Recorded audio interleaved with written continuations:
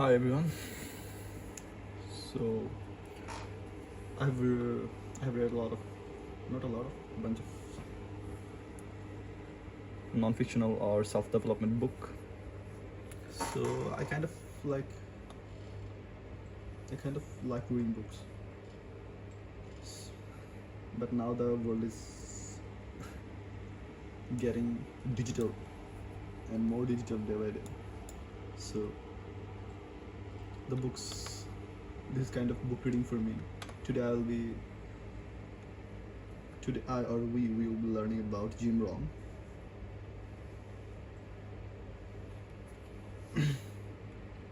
This is a report about Jim Rohn. I asked the GPT to generate a report about Jim Rohn. I'm quite curious about him to know. So the body saying that your Jim Rohn research report is ready. It covers his transformation from farm boy to a personal development legend. He was a farm boy. His philosophical framework, key principles including 5 major pieces of life puzzle, his influence on industry giants like Tony Robbins, and his unique approach that blended rural wisdom with profound insights. The report details, so details is a verb here, details how his emphasis on personal responsibility and fundamental disciplines created a lasting legacy in personal development field. He got a legacy on personal development field. So I want to know what is Tony Robbins. Maybe I should search Tony Robbins.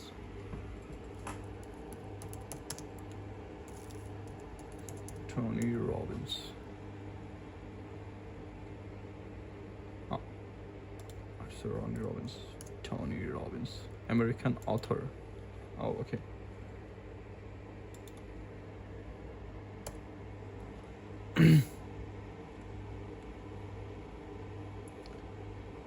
So who is this guy? Who is Tony Robbins so popular? So Tony Robbins became famously popular his work as a motivational speaker, author, and life coach. Here are the key factors that contributed to his rise to fame: seminars and workshops. So he is actually a motivational speaker, author, and life coach. Okay.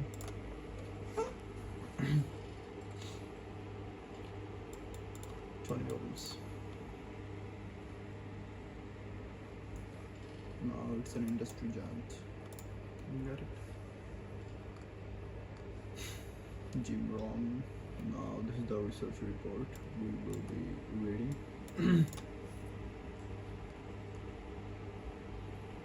Jim Rohn fundamentally transformed personal development by focusing on timeless principles rather than quick fixes. So he focused on timeless principles for personal development, mentoring an entire generation of success teachers. Like one of the success teachers is Tony Robbins. We read it here. Yeah, we learned it here. His approach emphasized personal responsibility, continuous learning, and the power of fundamental disciplines practiced daily. So discipline, he's talking about discipline here. What made Rohn unique was his ability to package profound wisdom in simple rural analogies that resonate with millions while maintaining philosophical depth, and influenced industry legends like Tony Robbins and Brian Tracy. Oh, even he influenced Brian Tracy and Tony Robbins. We just search about Tony Robbins. This is the Tony Robbins. He's a public figure, personal and business coach, kind of life coach. So let's see, Brian Tracy. Who is this? Brian Tracy. Canadian American motivational speaker. Jim Rohn. So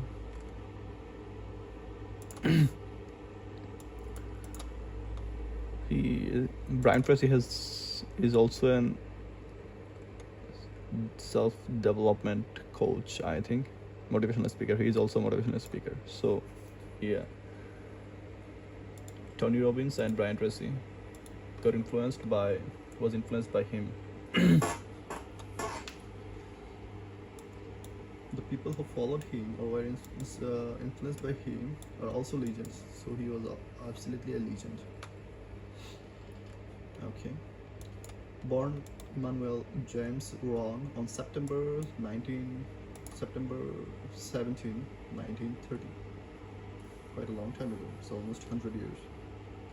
In Yakima, Washington, he grew up on his family's farming, Caldwell, Idaho, in conditions of genuine poverty.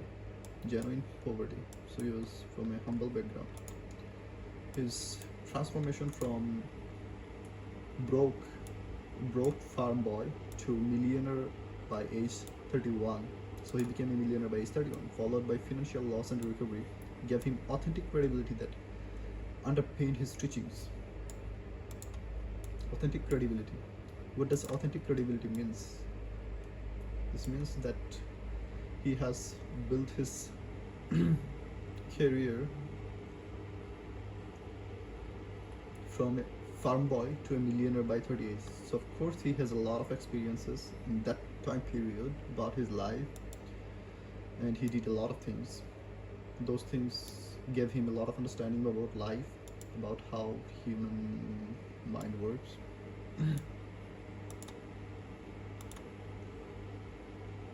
And how to deal with like difficult situations, how to deal with the struggles, because financial loss and also recovered from the financial loss. So he struggled a lot. That's what made him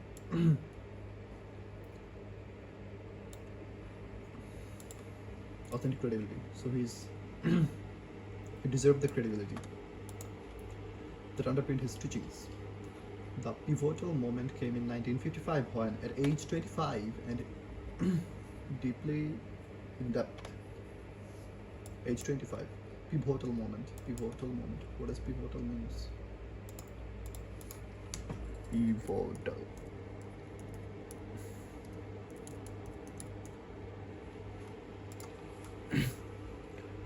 One of those times when either through necessity or opportunity you make a shift. Okay, pivotal means one of those times when either through... So a pivotal moment is one of those times when either through necessity or opportunity you make a shift. You may not realize it in the time, but it's the sort of shift that changes your life. Pivotal moment. Okay. Let's get back to that one. Yeah, I think the video is clear now. Yeah. So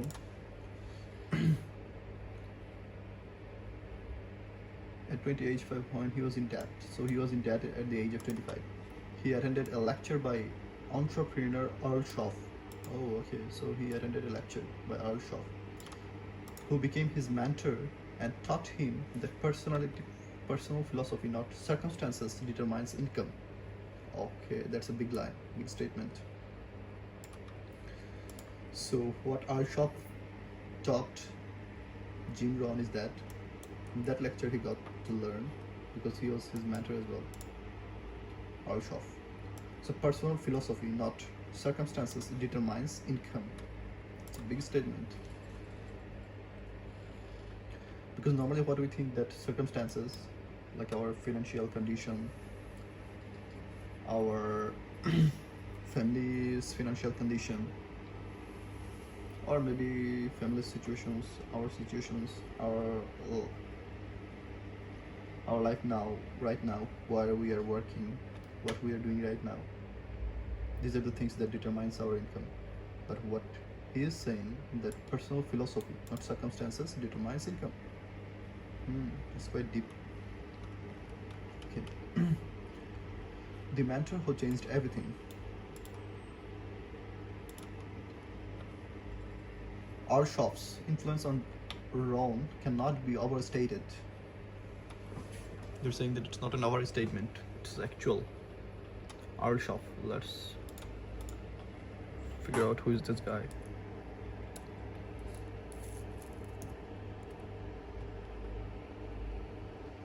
Arshaf. S-H-O-N. Maybe this, yeah. John Arshaf. Motivational. Oh, so he is a motivational speaker as well. Arshaf. Okay.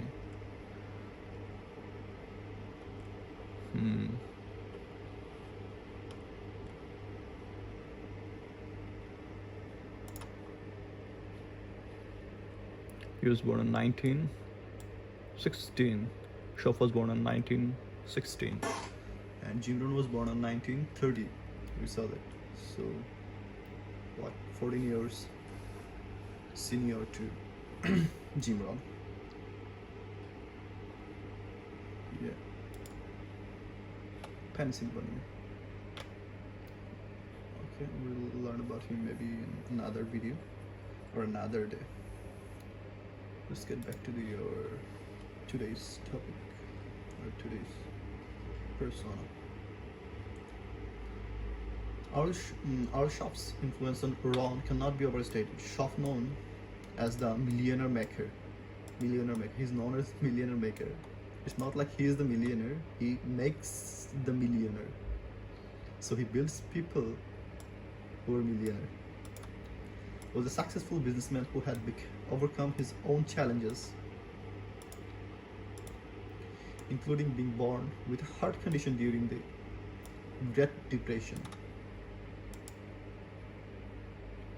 So, Arshaf born with a heart condition during the Great Depression. Great Depression, what is that one? No, what is something? Yeah, let's try to explain this. Great Depression. What is that? I'd be happy to explain that section in more detail. However, I noticed that the Great Depression only appears briefly in the report when mentioning Arshaf's background. Let me give you a comprehensive explanation of how the Great Depression connects to Jim Rohn's. The Great Depression's role in Jim Rohn's. Arshaf's during crisis. Born during the Great Depression. Oh, so the Great Depression is a historical phenomenon. 1929 to 1939. I have very little idea about his story. With heart condition, this timing was crucial because the Great Depression was the worst economic downturn in modern history, with unemployment reaching 25% in the United States. So at that time, the unemployment rate was very high in the United States. Being born with a medical condition during this period of economic hardship and limited medical resources shaped Schoff's resiliency and determination. Schoff learned early that success required overcoming both personal and economic obstacles. So what Schoff learned, or Schoff learned that success requires overcoming both personal and economic obstacles. This experience likely contributed to his philosophy of personal responsibility that he later posed to John. Oh, okay. So the philosophy he got here, learned here, he passed that to Jim Rohn. How this influenced Rohn's philosophy. The Great Depression's impact filtered through to Rohn in several ways. Scarcity mindset versus abundance. Okay, today this is not our topic, so we're going to learn about it here. Just look at it. Okay. So the Great Depression was a historical phenomenon, historical event. 1929 to 1939, 10 years. In United States, employment rate was very high. Unemployment rate, sorry, not employment rate. Is that unemployment? Yeah, unemployment reaching 25% in the United States. It's an economical disaster. Anyhow. So when Rohn joined shifts, okay, yeah. So when Rohn joined Schoff's direct selling business, he learned the foundational principles that would later become central to his teaching. Work harder on yourself than you do on your job. Okay. So there's what he's saying, that work harder on yourself than you do on your job. So we need to work harder on ourselves than our job.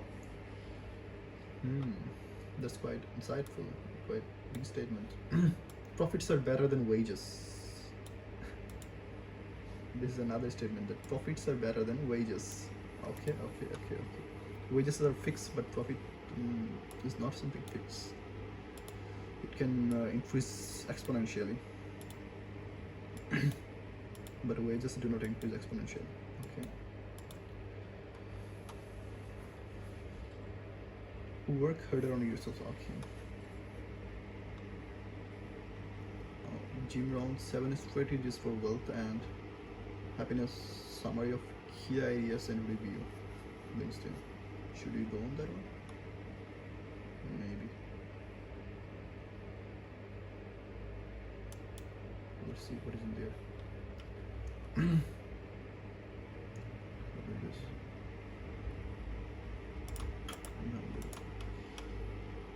So, what is this? Setting clear goals. 7 strategies for wealth and happiness. Key idea 1 of 7. Setting clear goal. 2, 3, 4, 5, 6. Also, we should read, I think, the 7 strategies. Yeah, let's read it. First, let's go to introduction. We need to zoom in. It's very small. Yeah. 7 strategies, brief summary. 7 strategies for wealth and happiness. We all want wealth and happiness, yeah.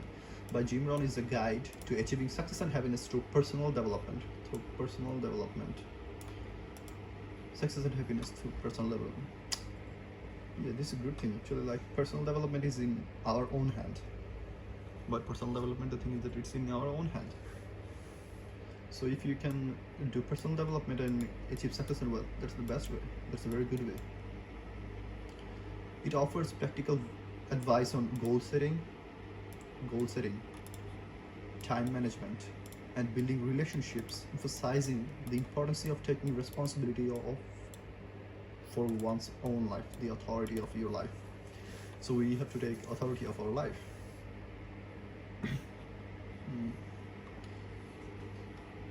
Okay, topics: wealth and happiness. Table contains.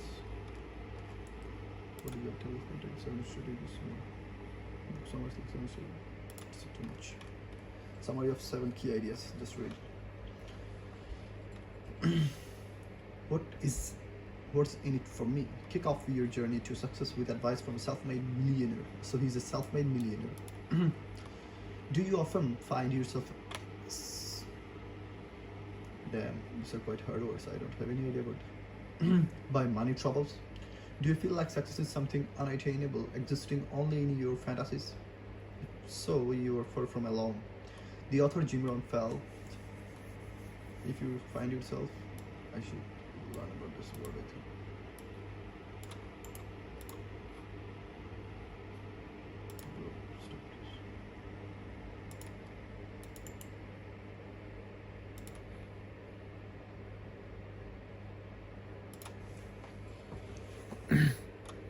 Come on. Intensely irritated and frustrated. So exasperated means intensely irritated and frustrated. Where here? Yeah. Frustrated by money troubles, okay. The author Jim Rohn felt this way himself when he dropped out of college and began working as a human resource manager. He worked hard for 6 years, yet remained stuck in the same position. 6 years in the same position with the same salary. However, things changed when he met his mentor, Earl Shop. Under Shop's guidance, he learned effective strategies for building wealth through discipline and concentrated effort. So building wealth through discipline and concentrated effort. By implementing them, he became a millionaire by the age of 30. So from his guidance, mentor is quite important in life. Shop's guidance, he learned like building wealth through discipline and concentrated efforts. Okay. By implementing them, he became a millionaire by the age of 31. So while wealth and success can mean different things to different people, following the 7 strategies in these blinks can help you achieve any financial goal, whether it's becoming a millionaire or freeing yourself from debt. So let's get started. But I want to be a billionaire. Oh, anyhow, first I need to be a millionaire, then billionaire. Okay, let's go. In this blinks, you will learn how you can benefit from buying dinner for a rich person. How you can benefit from buying dinner for a rich person. Interesting. Why you should enjoy paying your taxes, and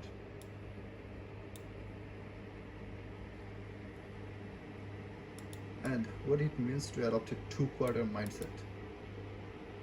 Okay, 2-quarter mindset, enjoying paying taxes and buying dinner for a rich person. Okay, let's see what is in there. Introduction done. Let's go. So, setting clear goals will help you discipline. Maybe I can zoom in a bit. So it's showing the whole thing. Yeah. Setting clear goals will help you discipline yourself and create structure. Think back to the last time you completed one of your goals or crossed an item off your to-do list.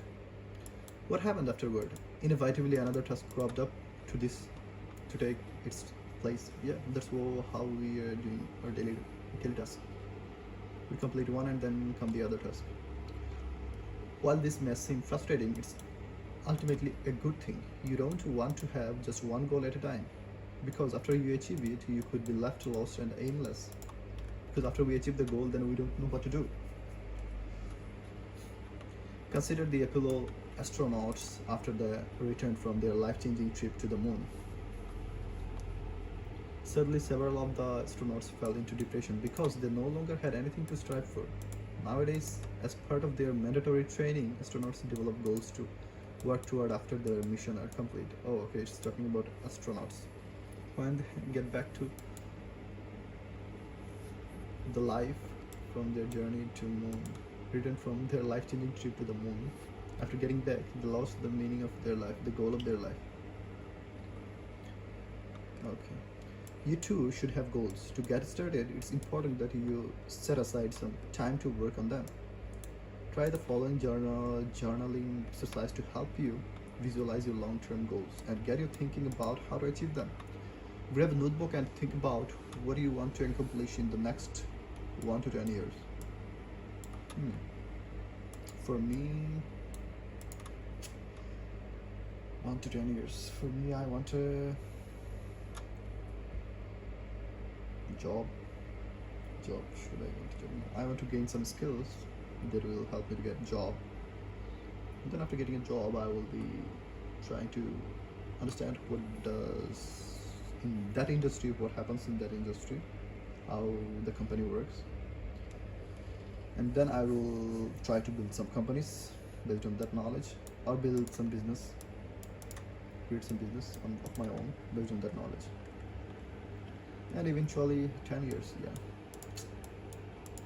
Monetarily, I want to be a millionaire in 10 years, a billionaire in 10 years. Whatever, anyhow. Then write down a list of those goals as quickly as possible. Try to fly for around 50 goals in total. Damn, it's saying about 50 goals in total. But my goals are very limited. Only one goal. I want to be a billionaire. Anyhow. After your list is complete, assign each goal to one of your 4 categories based on how long you think it will take to accomplish 1, 3, 4, 5, 10 years. After your list is complete, assign each goal to one of 4 categories. So which goal is gonna take 1 year, which goal is gonna take, from the 50 goals we are gonna write. So which goal is going to take 1 year, which goal is going to take 3 years, which goal is going to take 5 years, which goal is going to take 10 years. You have to classify the 50 goals in these 4 categories. So maybe this one you got 10 goals, this one you got 20 goals, this one you got 20 more goals, and this one you got 10, 20, 20. So like 50, and this one 10 years maybe you got 10 more goals. Also 50 more, 20. Oh, it's already 50. Sorry. So 10, 20, maybe 5 goals here, 35, and the remaining 15, maybe this one.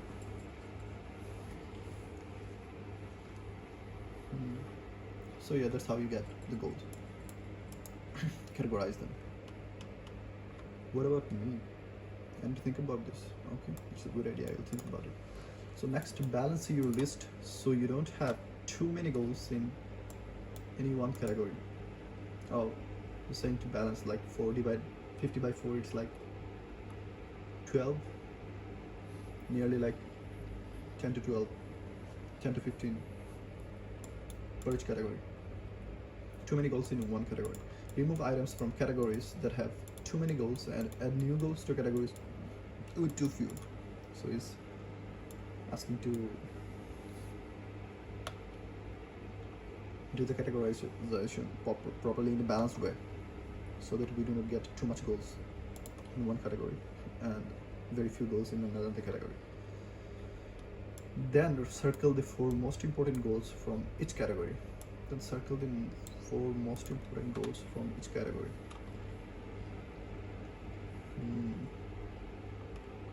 You should now have a list of 16 goals in total.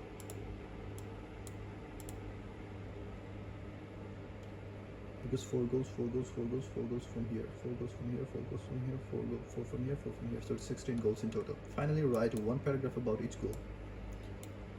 So in the first half of each paragraph, describe exactly what the goal is. If it's a product you want to purchase, for example, write down the model, color, cost, any other significant details. Purchasing something in goal, like maybe we want to, for achieving our long-term goal, maybe we want to buy a MacBook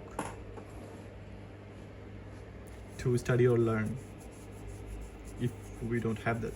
Or maybe we want to buy a bicycle for doing Uber Eats food delivery, like a job. Or maybe we can buy a course. We're planning to buy a course. So that's what he's saying, that the product we want to purchase, write down the model, cost, and another significant details. Then in the second half of the paragraph, write down why you want to achieve each goal. So for each of the paragraphs, half should be about the details of that goal, and the second half should be the reason why we want that goal, to achieve that goal. If you can think of a strong enough reason, it's possible this particular goal isn't worth your time. If you can think of a strong enough reason, it's possible this particular goal isn't worth your time. In that case, consider replacing it with a different goal. Wait, what he's trying to say?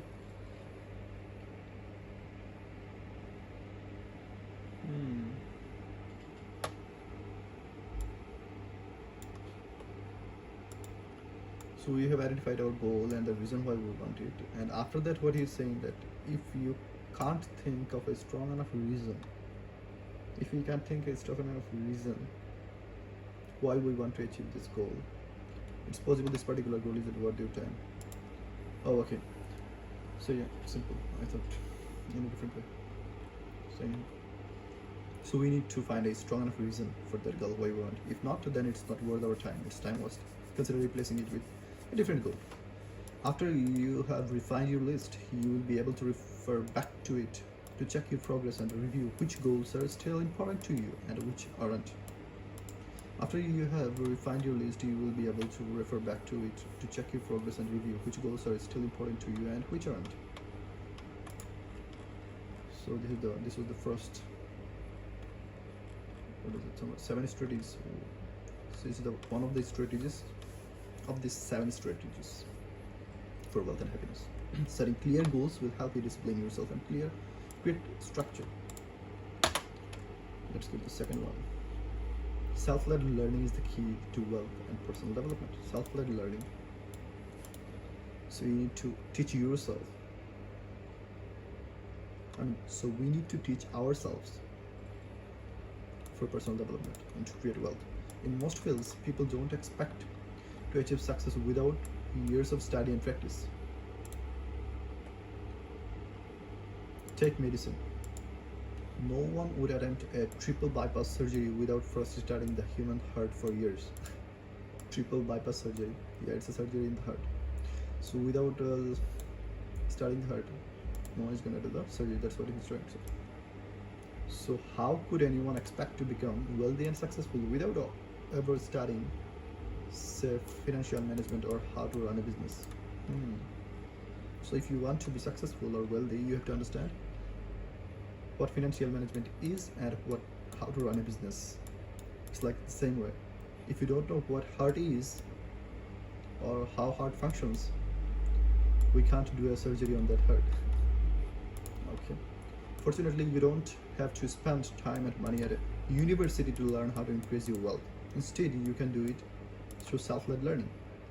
Fortunately, you don't have to spend time and money at a university to learn how to increase your wealth. Fortunately, okay. Instead, you can do it through self-led learning. So it's all about learning.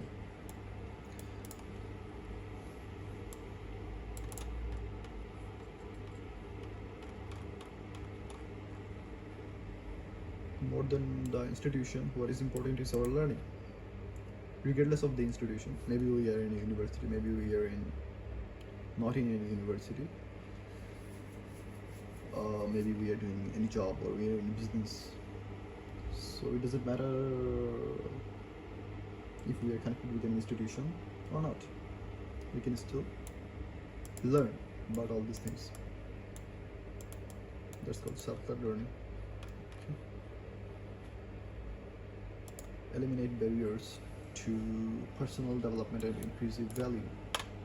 Eliminate barriers to your personal development and increase your value. So eliminate barriers. We have to eliminate the barriers for their times. How many times have you thought to yourself, it's impossible for me to be on time? That's just the way I am, or I can't help that I am a messy person.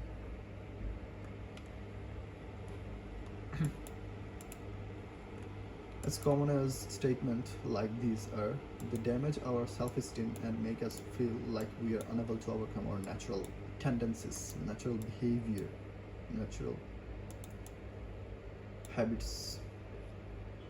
But in fact, yourself is one of the few things you can change.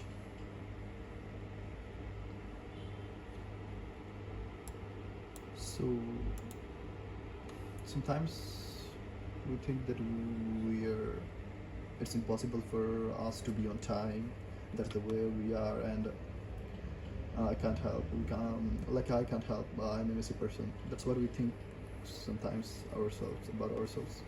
But in fact, we can change these things, and it's connected to it damages our self-esteem.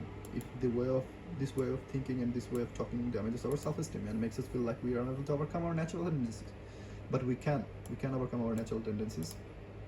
We can build habits, and by improving yourself, by improving ourselves, we can increase our value as an employee, friend, or spouse. Now that's something very profound. Like if we can improve ourselves, our value as an employee, where we are working, as a friend, we have our friends, our spouse.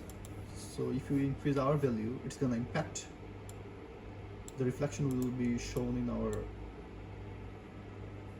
other characters. I would say characters here, as an employee, as a friend, as a spouse. True, that's thoughtful and true. Okay, eliminate barriers to your personal development and increase your value. Okay, let's go to the next one. 4. By changing your attitude towards taxes and adopting the 70/30 rule, you will become both happier and wealthier. What does it mean? For most people, the word taxes conjures up a storm to dreadful images, endless forms, calculations of expenses and deductions, and parts of your income being whisked away. Worse, taxes often feel like an injustice.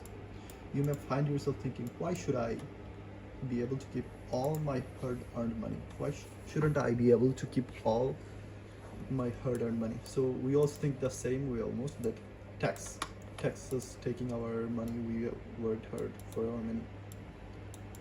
So this is what he's talking about here. Wait, what does read more means?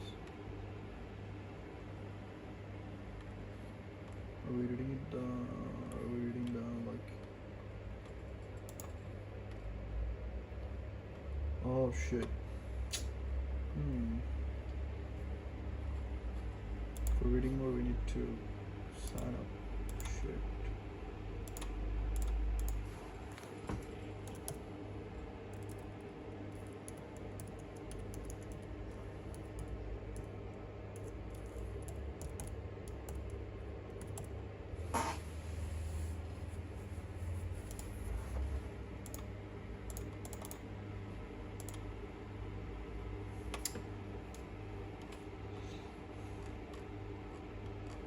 Blinkist. It's wonderful. Where is the shit, bro? It's not reading.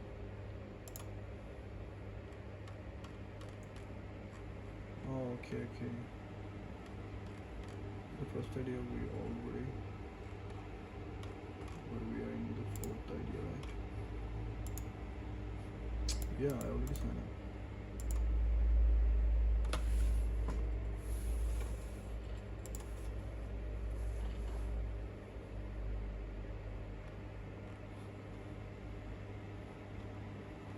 Let's search it here. 7 strategies for wealth and happiness by Jim Brown.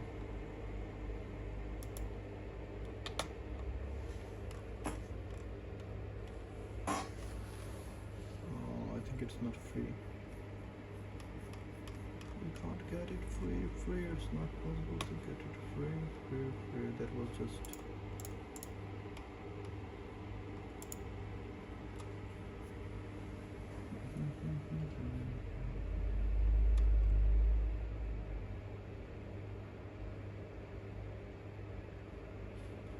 Shit. It's not free. We can't read it anymore. Oh damn. But that's fine. We'll read it in limited edition, like free version. Get some free knowledge. Okay. For most people, the word tax conjures. Okay. At the beginning of his career, the author asked himself this question too. However, his mentor Al-Shaf urged him to become a happy taxpayer. Why? Because he argued your attitude toward money is just as important as how you spend it. Oh, okay. So why? What he's saying, that our attitude toward money is just as important as how we spend it. The way we think about money and the idea we have about money is related to the way we spend our money. Okay, it's true. Relatable.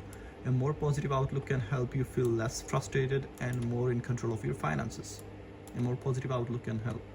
A positive outlook towards money can help us feel less frustrated and more in control of your finances. So you won't feel the need to curse the government for stealing your money. Yeah.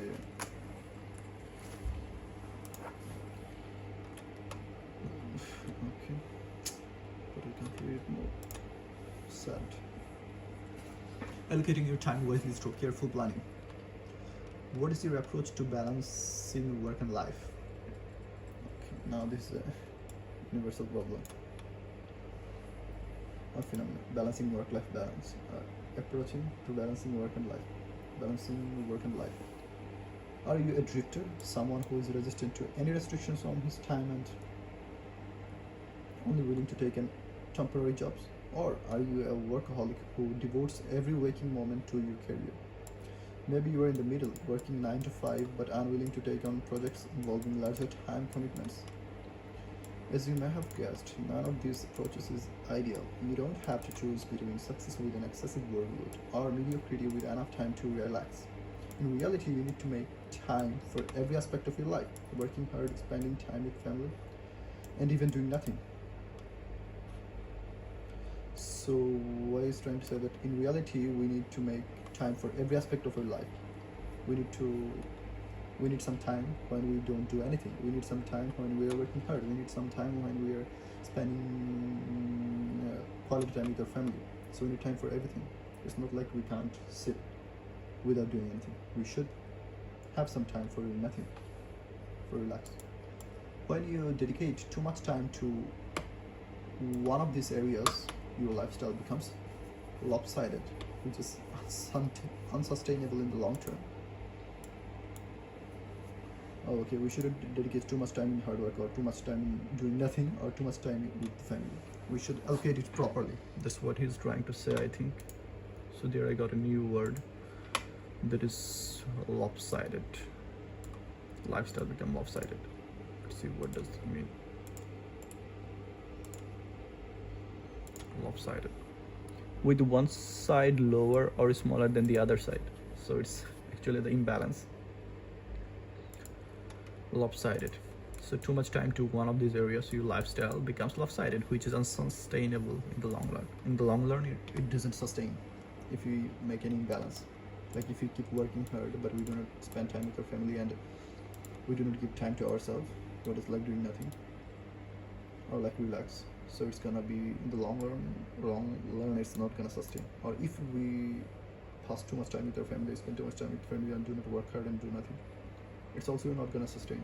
It's common sense, we can relate it. And about doing nothing, if we do nothing all the time, so we can't spend quality time with our family if we do not work hard, because we need money to sustain our life. So we need to create a balance. That's what he's trying to say. And allocate our time. Allocate your time wisely through careful planning. Okay. What is your approach to balancing work and life? Are you a drifter? Wait, I already read it. Next one. 6. Be sure to spend your time with the right people. Okay. With the right people. Let's face it, our friends tend to influence us. Okay, yeah. It's true. Whether or not we realize it, but we don't realize it because we are too close or too connected with our friends.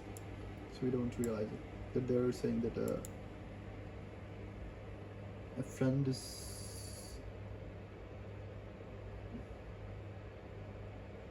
a person is known by the company he keeps. Something like that, I forgot. So it matters, our friends, because they influence us. It's not direct but indirect. Subconscious mind. So whether or not we realize it, sometimes we don't realize, sometimes we do realize. If you hang around people who are careless with your money, for example, you might find yourself spending frivolously as well. So if you hang around, we have friends who spend a lot of money carelessly, so we will also pick up the habit. It happens subconsciously or unconsciously. Maybe we do not realize, but we normally get the habits of our friends, our behaviors. So frivolously, what does it mean? Frivolously. Lack of seriousness, good sense, or any worthwhile purpose. So lack of seriousness, lack of good sense, or lack of worthwhile purpose. That is what frivolously means. Lack of seriousness.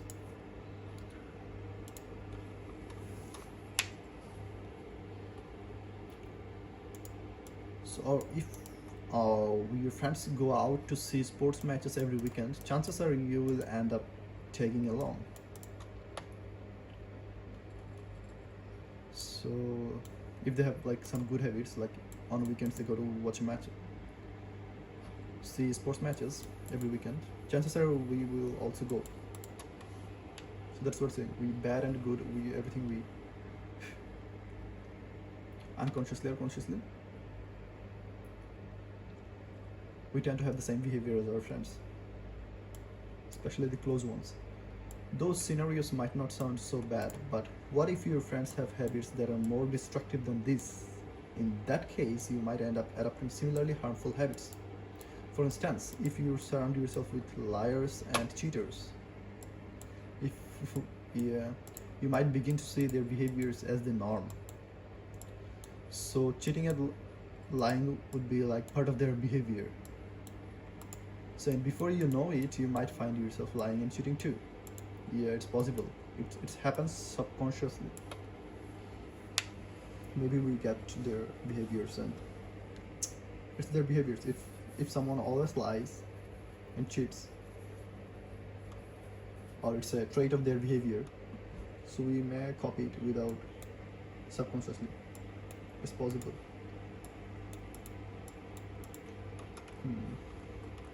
So that's how I'm done.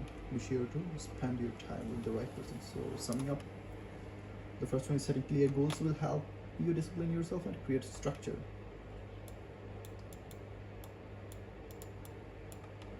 And self-development led learning is the key to wealth and personal development. Eliminate barriers to your personal development and to increase your value by changing your attitude towards taxes and adopting the 70 by 30 rule. We couldn't learn anything about this one. It's a bit technical. And for reading more, I need to subscribe me. Allocate your time wisely. Stroke careful line. Yeah. Be sure to spend your time with the right people. Learn how to be satisfied regardless of the size of your bank account. Wait, where is that one? Oh, okay. So the 7. What's your name?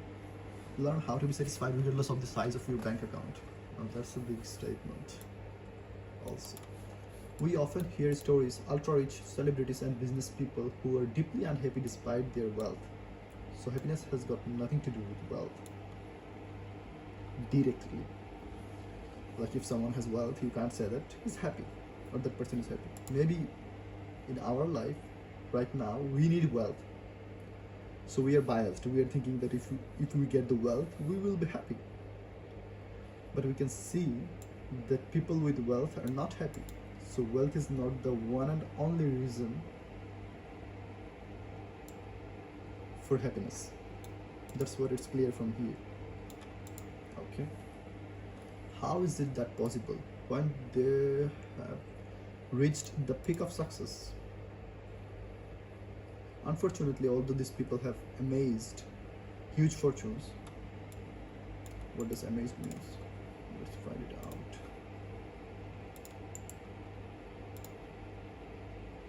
I should better do typing because I need a good typing speed. Gather together or accumulate a large amount of number of material or things over a period of time. Getting together, amaze means that one. Amaze means this. So unfortunately, although these people have amassed huge fortunes, I mean, they have gathered together a lot of money, they likely never learned how to be satisfied with what they have. That is something very important. They never learned how to be satisfied with what they have.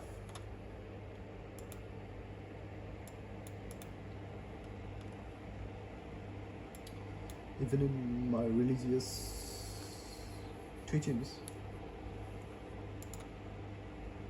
it's a very big teaching that we should learn how to be satisfied with what we have. Otherwise, we can't be happy. That's a very, very important principles in our religious teaching. I mean, my religious teaching. Well, many people already agree with the adage that money can't buy happiness. What does adage means? Now I'll keep typing. Adage.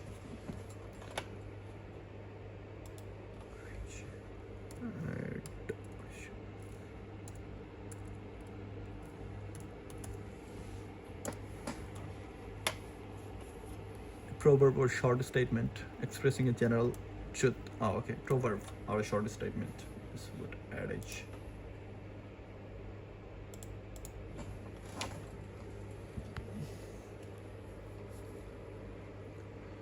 Well, many people already agree with the adage or proverb that money can't buy happiness. They still assume that more money will make them more confident, charismatic, and generous. But in reality, money can change neither your character nor your satisfaction with life. Okay. It's quite thoughtful. If you're unhappy and insecure now, chances are those qualities won't just disappear if you become wealthy. Hmm. So money doesn't have any quality with our, any connection with our qualities. Like what he is trying to say, I think, is that if we lack some qualities in ourselves, we can't fill up the lacking of that qualities with money, or we can't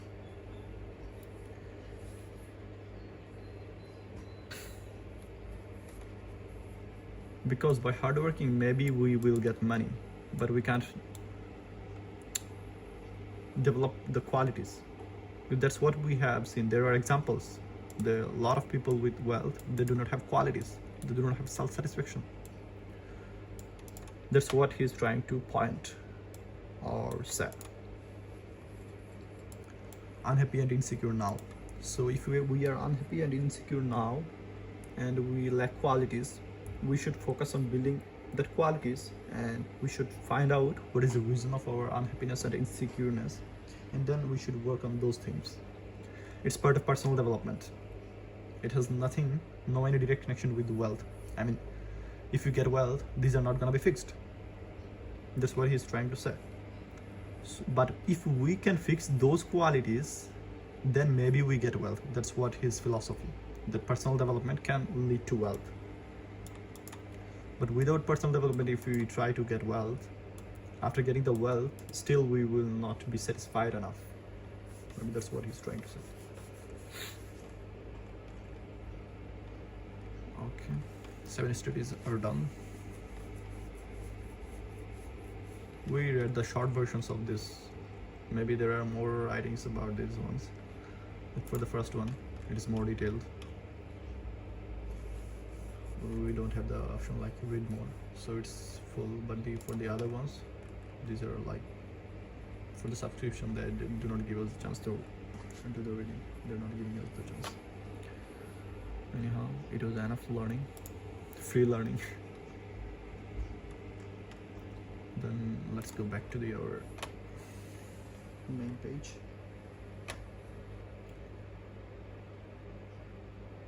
Yeah, here.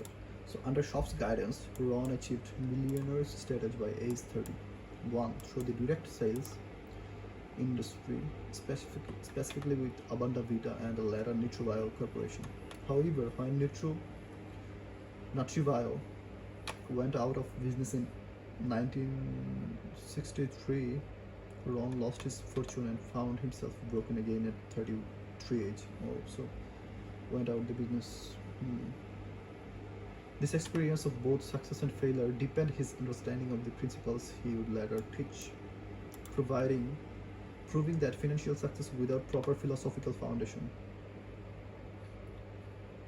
Financial success without proper philosophical foundation is temporary.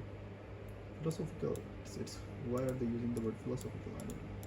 But yeah, without proper foundation, financial success. Suppose we get financially successful, we became a millionaire.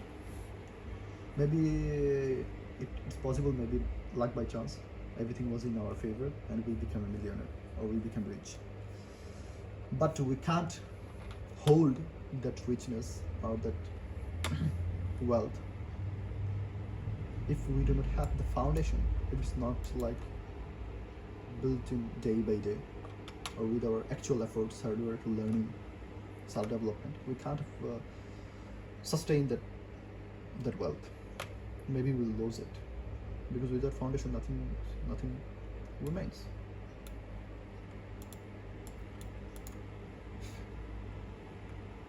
Sustainability has got a lot to do with the foundation. Sustainability is proportional to the foundation, the strength of the foundation. Okay. The birth of philosophical approach. ROHN transition to speaking began almost accidentally.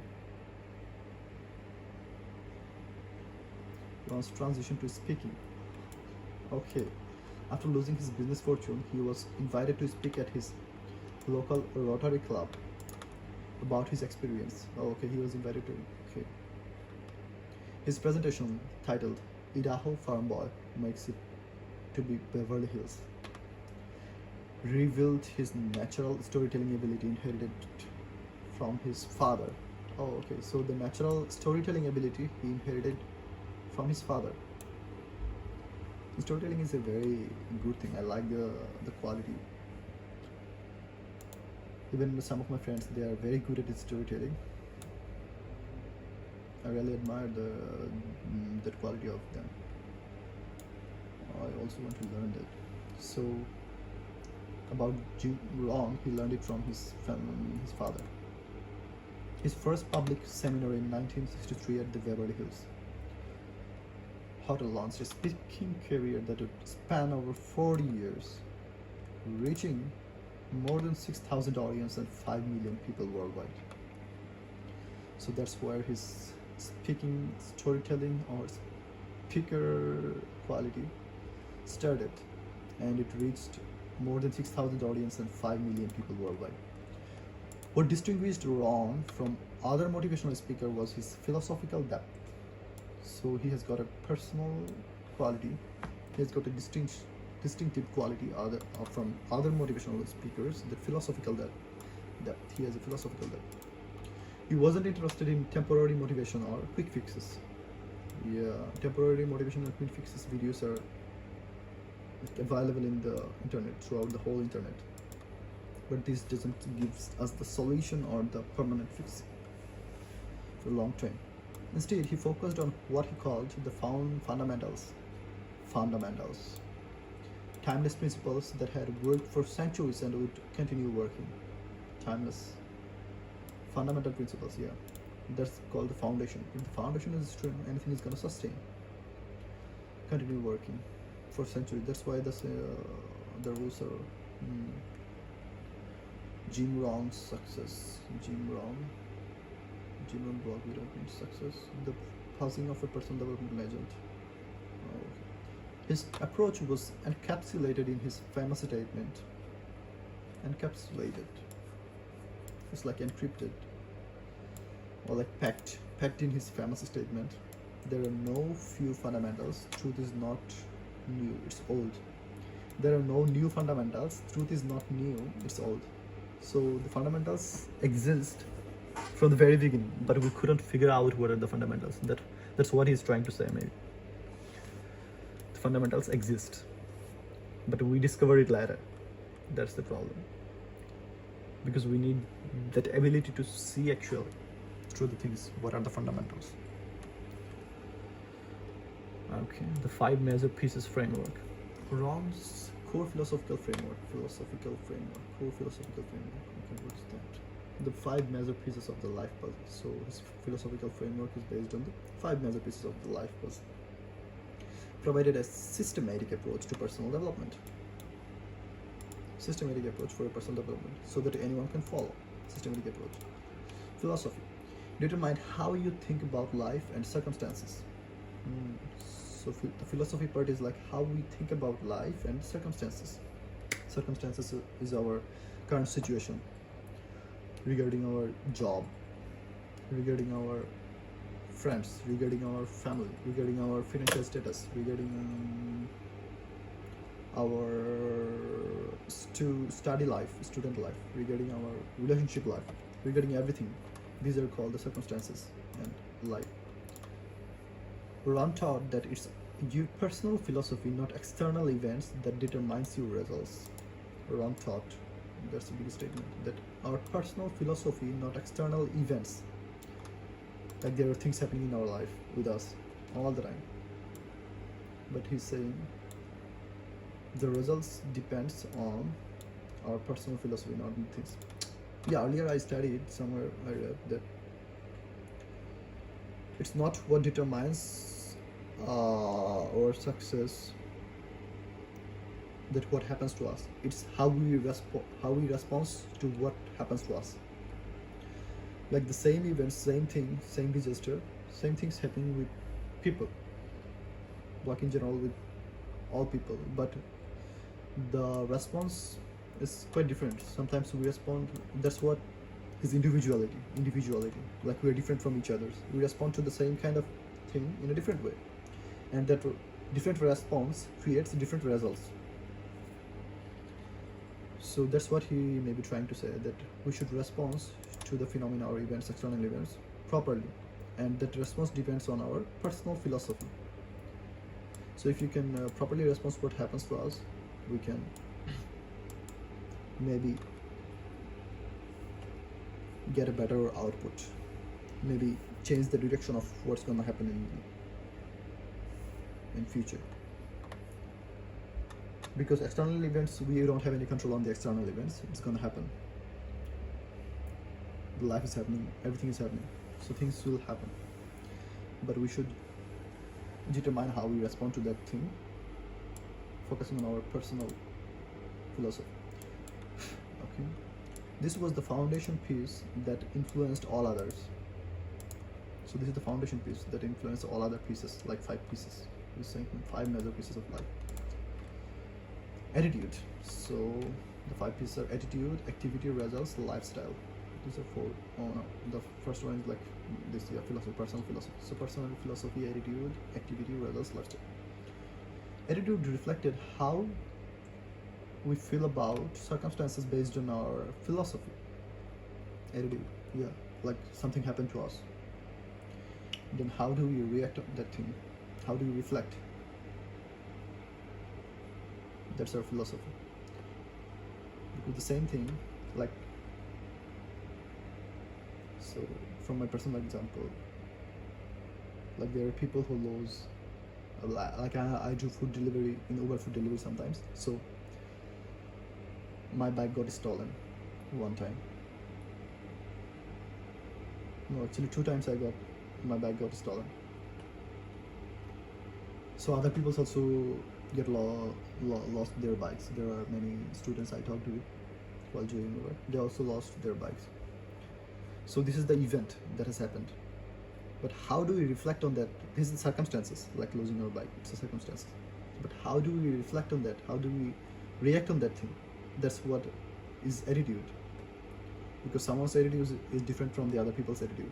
How we react when we lose something, or something bad happens with us, or something good happens with us. How we react. That differs from person to person. That's where individually arises. Individuality. ROHN emphasized that attitude was a choice and could be consciously developed through philosophical work.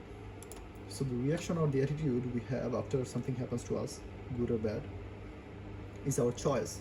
It's not that it's natural. Like the external events are natural.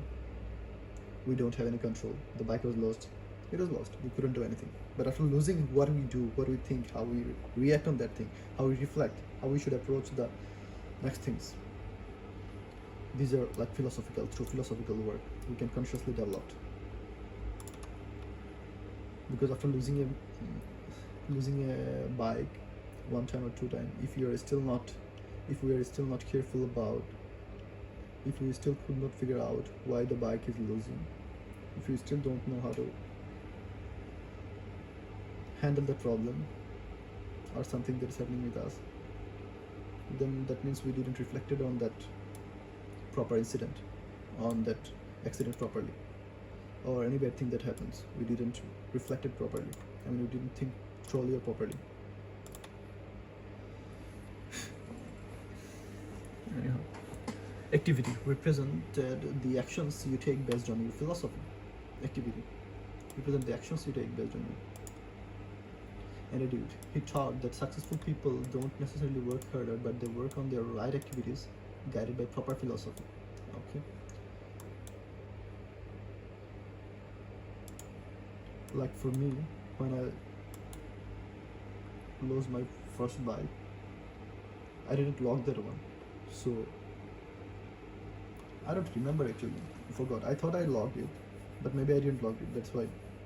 Or maybe the thief cut the locker and took my bike first time. And the second time,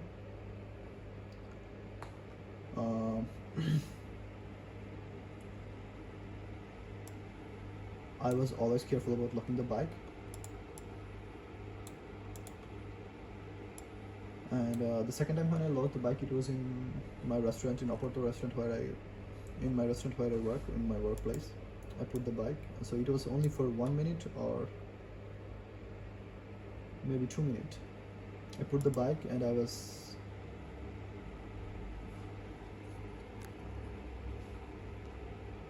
yeah, when I came back from the restaurant front door, I put the bike outside from the back door of the restaurant, from the garage. I put the bike on garage. So it took me like it takes me like 2 minutes to put the bike outside using the back door and then come from the front door, because I need to lock the back door from inside the restaurant and then come back using the front door, and then I take my bike and come back home. But on that day, what happens, I forgot to lock the bike. Like the previous time I made the mistake, I didn't lock the bike. But the previous time I didn't lock the bike,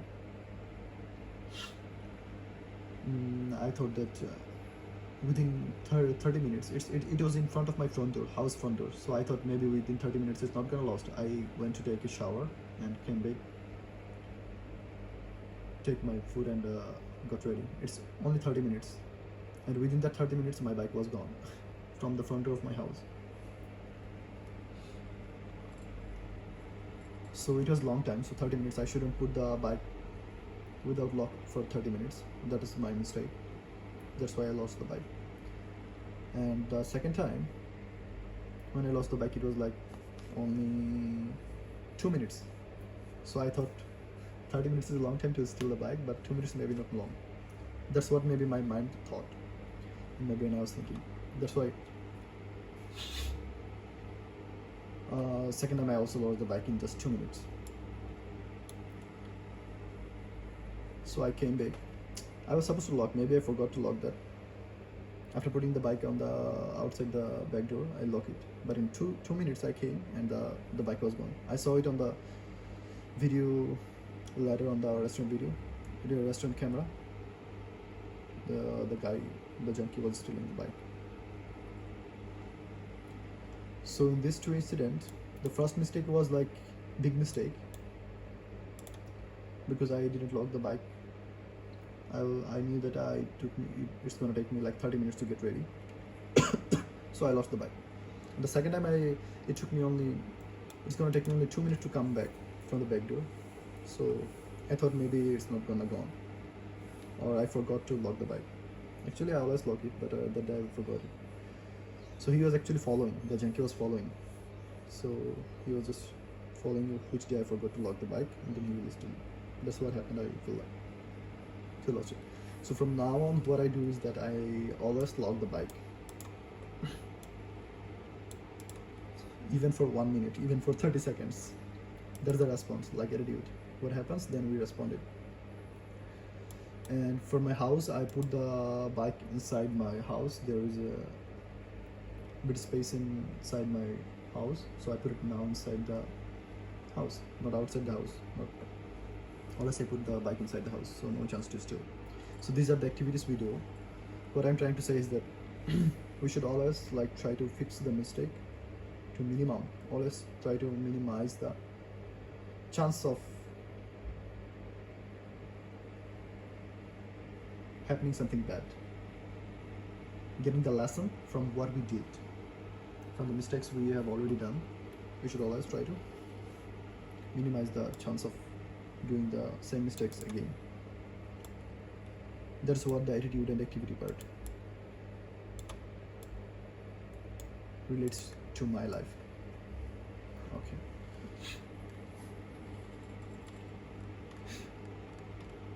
And the results. The results were the natural consequences of your activities. So after losing the bike for first time, if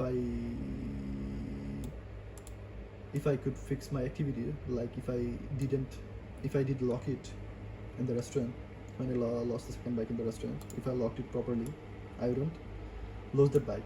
So I didn't lock it, then the result was natural consequence. So naturally I had to lose the bike. So it's simple, I wouldn't lose it because I didn't lock it. So it's the natural consequence of my previous works response. So if I did the activity properly, if I locked it properly, I wouldn't lost it. So that's what it relates with my story. Ron emphasized measuring and evaluating results to understand what was working and what needed adjustment. Yeah, what needed adjustment. That's what now I adjusted. Now I always lock for even for 30 seconds from the back door of my restaurant. I lock the bike.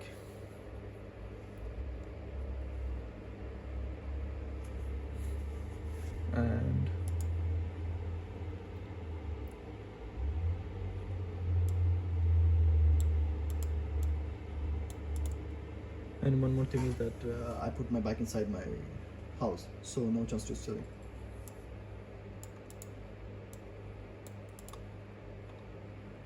These are the adjustment we need to do. Okay, lifestyle. What's the quality of life you created from the first 4 pieces? This encompassed not just material success, but balance across health, relationship, and personal fulfillment. So, okay.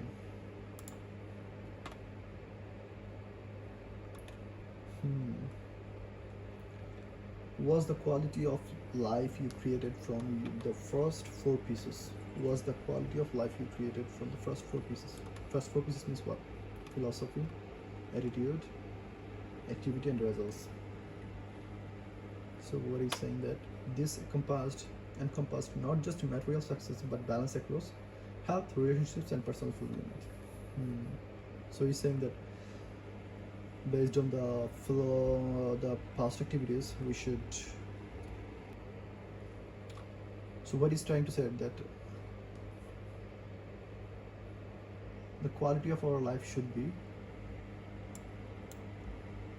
The quality of our life depends not only the material success but also the balance across health, relationships, and personal fulfillment.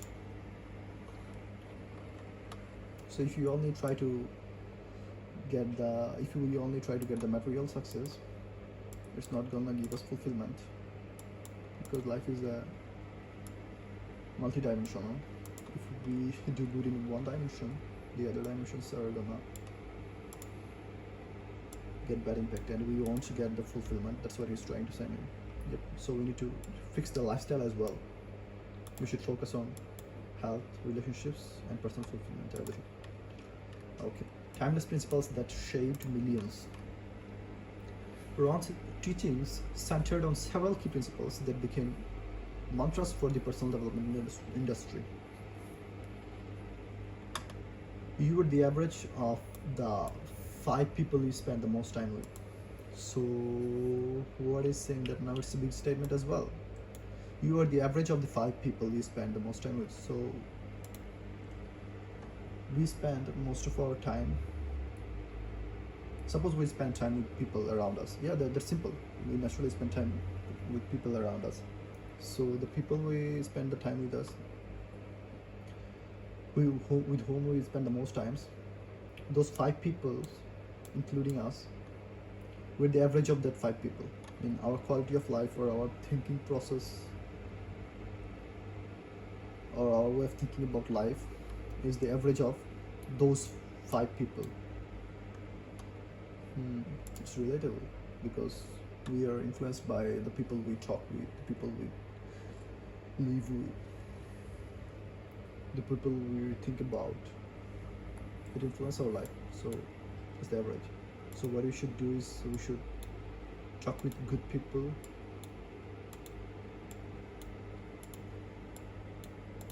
That's why the motivational speakers talk about like you should watch TED Talks. You should watch like motivational. You should read. We should read like the successful peoples. That when we read the successful people, we are actually talking with them. So this part of our spending time. Relatable. So emphasized the crucial. This sentence emphasizes the crucial importance of association and choosing influences carefully.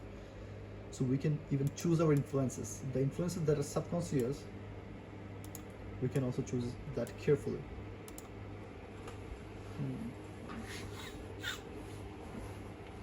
Because the time we spend, if we spend with quality people, quality talking, quality speaking, quality reading, quality knowledge, then it's gonna impact on the quality of our life as well. This principle alone has been quoted by countless speakers and authors. The quote is very powerful. Countless authors and speakers have talked about this quote.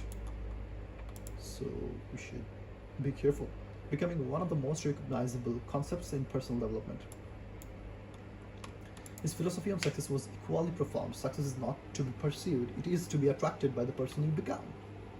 Okay, that's a profound line. Super interesting. Success is not to be pursued, it is to be attracted by the person you become. So if you become the person who deserves to be succeed in life, then success will run after you. That's what he's trying to say. We shouldn't run after success, but we should focus on ourselves, focus on self-improvement, self-development, personal development. This shifted focus from external tactics to internal development.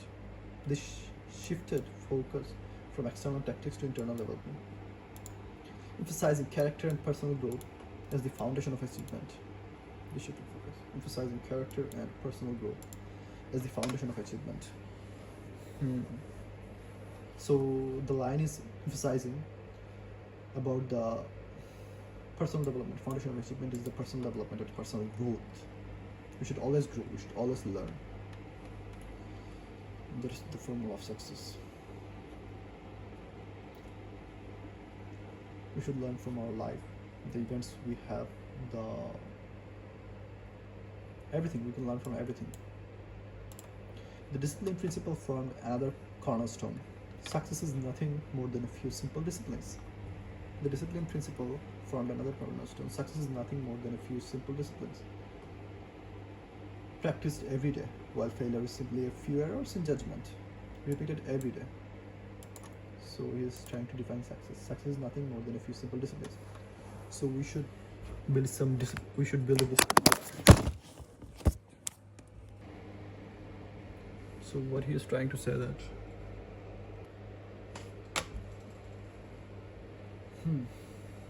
while failure is simply a few errors in judgment, repeated every day. Success is nothing more than a few simple disciplines. So success is connected with discipline, what I can learn from it. Practice every day. We should practice every day. Yeah, discipline means practicing every day. And failure is simply a few errors in judgment. Failures is few errors in judgment.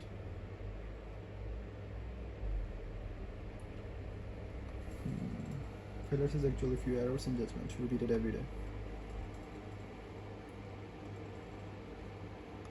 This made success seem achievable to ordinary people willing to commit to consistent small actions. So we should be willing to commit to consistent small actions, but we need to be consistent. Maybe we're trying to do something good that is very small. Maybe we're trying to change one of our bad habit, or we are trying to build a good habit, like reading self-development book for like 10 minutes a day, or maybe half an hour per week. But that should be consistent. The action is small, but it should be consistent. Then we are gonna get a good effect. So it's achievable for anyone. The art of exceptional living. ROHN's approach to personal development was holistic. Holistic means considering all the dimensions, including all dimensions, addressing what he called the 7 strategies for wealth and happiness. Yeah, there are many dimensions in our life: health, wealth, and relationships. So he included all the dimensions. This included unleashing the power of goals, seeking knowledge, embracing personal development. This included unleashing the power of goals, seeking knowledge, embracing personal development, controlling finances, mastering time, surrounding yourself with winners, and learning the art of living well. His financial philosophy was particularly practical. The 70/30 rule allocated after tax income is 70% of your living expenses, 10% for charity, 10% for the investment, and 10% for savings. Charity, investment, and savings. He taught that we don't get paid for the hour, you get paid for the value you bring to the hour. Shit. So this is a very important and interesting point. He thought that you don't get paid for the hour, but that's how we think. We get paid per hour. Like we are working 1 hour, we get $30 or $25, something like that. So what he's saying that we get paid for the value you bring to the hour. What does it mean? Okay, if someone is a software engineer or someone is a chief executive officer in a company, the amount of value he is bringing in 1 hour, if we convert that value into money, it's going to be like a lot, maybe $100, $20, or $200, $300, $500, but in 1 hour. Because in 1 hour he's doing maybe a lot of things that is more impactful, that is adding more value. And someone who is working in a, like me, I'm working in a restaurant. In 1 hour I get paid like maybe 25 or 26. So this is the value I'm adding actually. Yeah, that's relatable, because working in a restaurant for 1 hour is not adding that much value. It's adding that much of value to the company that the company is willing to give me, only $30. So it's about the value, the sales we're generating per day. If we calculate everything, yeah, that's the value. According to the value I'm adding, I'm getting paid. So if someone is a CEO of a large company, he's also getting paid according to the value. The hour is same, but in that 1 hour he's doing more. He's doing something that is adding more value. Okay, so yeah, maybe that's how it works. The value we bring to the hour. Emphasizing skill development over time investment. So he's saying that the skill we have, like the skill as CEO of a company have, is different from the skill I have in the restaurant as a worker in the back of the restaurant. So yeah, that's true. So time same, but I have very simple skills, but he has very better, he or that person who is the CEO has better skills. Of course he has better skills, that's why he's getting paid more. So it's actually connected with the value, not with the time. So we should focus on improving ourselves, our skills development, personal development. That's what I get from here. His emphasis on self-education was revolutionary. That was revolutionary. It was 1930, right? A long time ago. So he was quite ahead of time. And it led, until now, we understand it's better that the self-education is more important. Formal education will make you a living, self-education will make you a fortune. New statement. Formal education will make us a living. Like we will get a fixed salary, fixed money, and a good living, that's it. But self-education will make you a fortune. But if we educate ourselves, it's gonna give us more return. That's what he's trying to say, maybe. This principle encouraged continuous learning and personal development as the path to both financial and personal success. This principle encouraged continuous learning and personal development as path to both financial and personal success.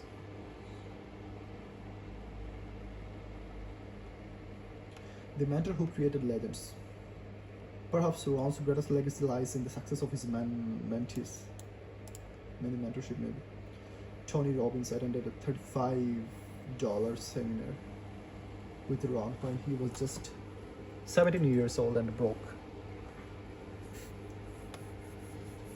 And Robbins later called this investment one of the most important of my life. ROHN's influence on Robbins included teaching him that the secret to life is to find a way to do more for others than anyone else is doing. ROHN's influence on Robbins included teaching him that the secret to life is to find a way to do more for others than anyone else is doing. So we have to do more for other people than the other people are doing for other people. So it depends on how much value we are adding. Yeah, for now, I was listening to Elon Musk. He's saying that what he was trying to do is he was trying to do something that is useful for as many people as possible. So if we do something that is useful for as many people as possible, that means we are adding value to as many people as possible. So we are adding value to many people. So if we are adding value to many people, that means the value of our time is going to be increased. So that's the way to put it. The secret to life is to find a way to do more for others. So we should try to add value to our personal life and then add value to other people's life. That's how the value of our time will increase. Other notable mentees included Mark Victor Hansen and Jack Canfield, creators of the Chicken Soup for the Soup Soul series. Brian Tracy, Les Brown, Mark R. Hughes is Herbalife founder, and these individuals went on to impact millions of lives themselves. They impact millions of lives themselves, multiplying ROHN's influence exponentially. They influence many people's life, yeah. A unique voice in personal development. What made ROHN distinctive was his combination of philosophical depth with practical wisdom. Philosophical depth and practical wisdom. Delivered through masterful storytelling. Masterful storytelling. It's got a lot of qualities. Philosophical depth is his quality. Practical wisdom is quality. Masterful storytelling is his quality. His rural background provided authentic analogies, and he used the analogies of his rural background. Super. Resonated with the audience. His famous seasons of life metaphor. His famous seasons of life metaphor used spring, Sowing, summer, nurturing, fall, reaping, and winter adversity to explain life's natural cycle. Oh, okay, he's famous. He has a famous metaphor. He used a metaphor for seasons of life. The life has many seasons. Like spring is like sowing. What does sowing means? SOWING, sowing. Sowing is the process of planting seeds. Oh, okay. So, spring is sowing, like planting seeds, and summer. After spring, that comes summer. Summer is like nurturing. You have to nurture the seed. Fall is reaping, like we're getting the result of the seed.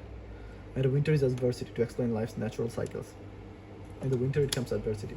We reap the seed, we nurture it, and we get the result, and then adversity. Then we again do the same process. Natural cycles and the importance of preparations and passions. Yeah.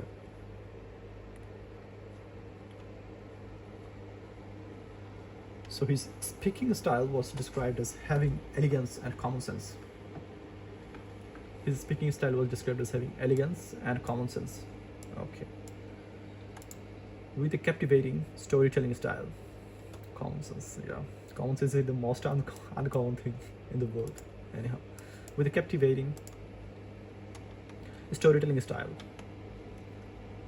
Captivating storytelling style. Storytelling style. I need to learn the storytelling style. I don't know how to tell a story. I'll learn it. He possessed what colleagues called the unique capacity for finding the miraculous hidden among the common. So what his colleagues tell about him is that his unique capacity for finding the miraculous hidden among the common. So there are hidden things in the common. People are common things, but he has the capacity to find something miraculous in that common thing, making profound insights accessible through simple, relatable language. Unlike many motivational speakers who relied on high energy presentations, ROHN approach was conventional and grandfatherly. Ron's approach was conversational and grandfathered. He used humor effectively but never let it overshadow his message. Oh, okay. He used humor. Yeah. When I watched his video, I saw that he was using humor effectively, but never let it overshadow his message. But the message inside that humorous, he was profound in delivering that message properly. So his delivery was characterized by substance over style, though he possessed both in abundance. His delivery was characterized by substance over style. Oh, so characterized by substance over style. So what he is trying to deliver, the thing is more important than the style, because the thing is the meaning. The style doesn't create the meaning. The main part is the meaning. What he's trying to say. Though he possessed both in abundance, though he has both the style and the substance both in abundance, he knows how to balance the style and substance when delivering something. The enduring impact. ROHN's influence on the personal development industry cannot be overstated.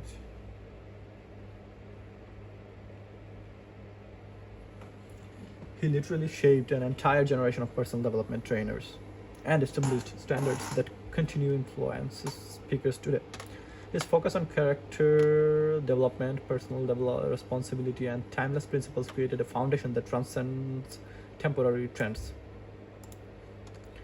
His recognition included the National Speakers Association Award in 1985 and the Master of Influence Award in 2004. So he got 2 awards. Awesome. Excellent. National Speakers Association Award in 1985 and the Master of Influence Award in 2004. More importantly, his ideas became embedded in the culture of personal development.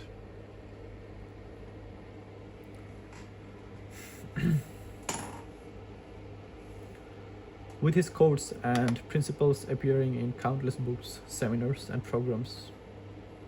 20 quotes from Jim Rohn. Okay. We'll read it later, man. Jim Rohn's genius lay in his ability to make complex philosophical concepts. Jim Rohn's genius lay in his ability to make complex philosophical concepts accessible to ordinary people while maintaining intellectual depth that influenced industry leaders.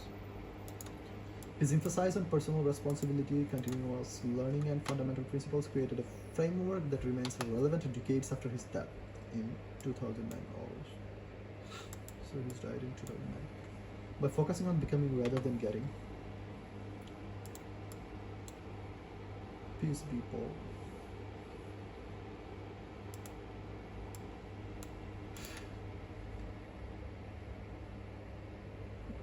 By focusing on becoming rather than getting, and fundamentals rather than tactics. So he was focusing on the fundamentals rather than the tactics. Tactics are like shortcuts. And on character is the most important thing for a human. I feel like this is what we should judge anyone if we really want to judge. Not judge, like if we want to observe someone's personality. Character is the most important thing, rather than quick fixes. ROHN created a philosophy that continues to transform lives through the millions he directly touched and the countless others reached through his intellectual descendants. Yeah, he created legacy.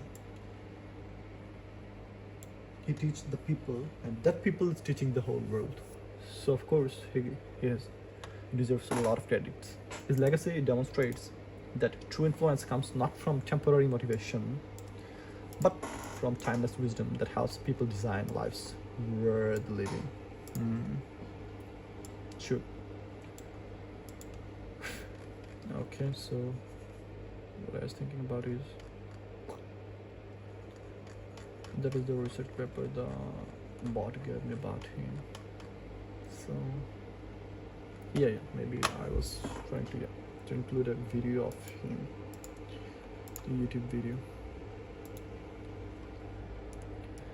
Jim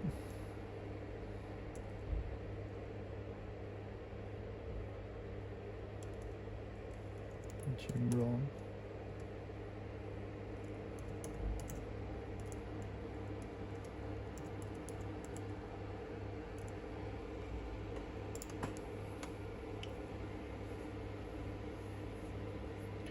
Mm.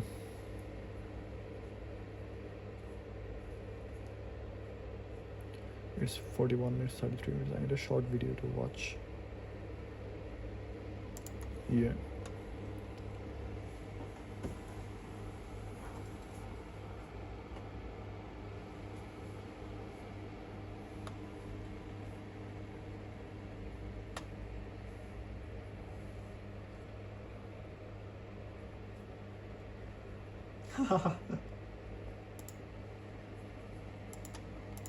That's what is humorous quality.